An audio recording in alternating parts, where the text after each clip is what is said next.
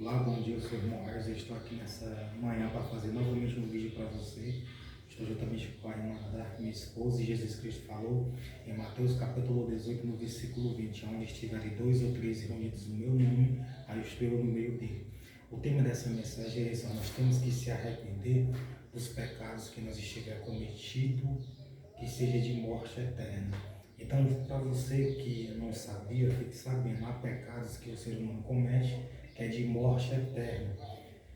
O que é a morte eterna? Que é uma morte a qual a pessoa passa a eternidade longe de Deus, num lago que arde com fogo e com enxofre. Então nós temos que se arrepender desses pecados.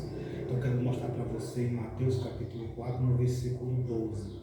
Jesus, porém, ouvindo que João estava preso, voltou para a Galileia e, deixando Nazaré, foi habitar em Cafarnaum, na cidade marítima dos Profetas, Zebulon e Naftali, para que se cumprisse o que foi dito pelo profeta Isaías, que diz: a terra de Zebulon e a terra de Naftali, junto ao caminho do mar, além do Jordão, a Galileia das nações.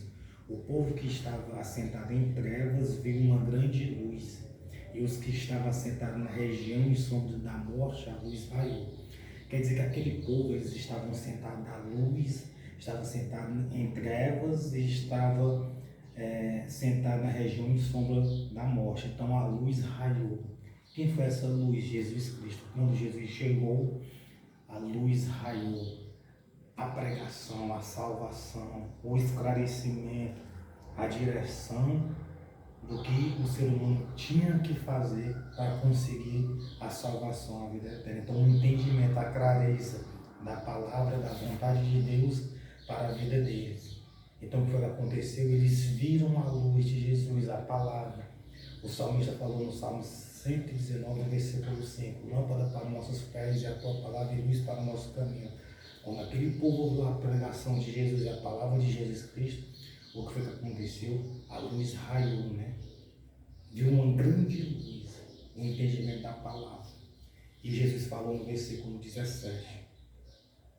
Desde então começou Jesus a pregar e a dizer: arrependei-vos, porque é chegado o reino do céu. Então Jesus estava falando para eles: então vocês têm que se arrepender, porque é chegado o reino dos céus para vocês. Então vocês têm que se arrepender dos pecados que vocês cometeram, que impede vocês de entrarem no céu. Jesus Cristo falou para eles. Então qual eram esses pecados?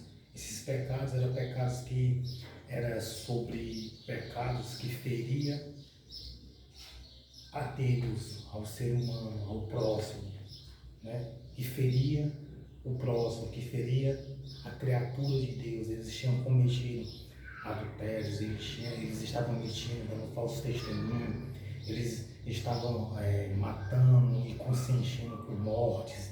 Isso era pecado de morte, eles tinham que se arrepender. Aqui em 1 João, no capítulo 5, no versículo 14, está escrito assim: e esta é a confiança que temos nele, que se pedirmos alguma coisa segundo a sua vontade, ele nos ouve. Então, se você pedir alguma coisa segundo a vontade de Deus, ele nos ouve. Então, nós temos que pedir para ele nos perdoar, nos purificar, nos santificar, nos ajudar a ficar firme no caminho.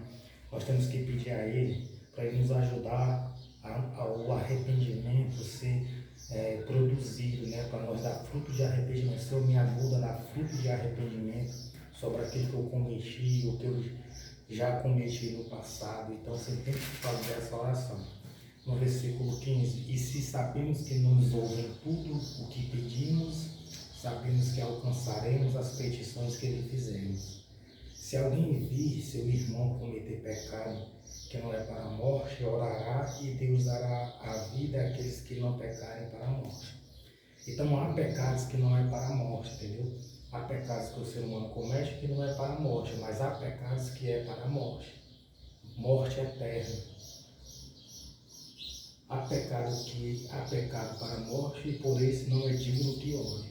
Então há pecado que é para a morte eterna. Então por esse não orarás, né? Mas se você vê o seu irmão pecando, cometendo algum erro, o seu dever é de orar.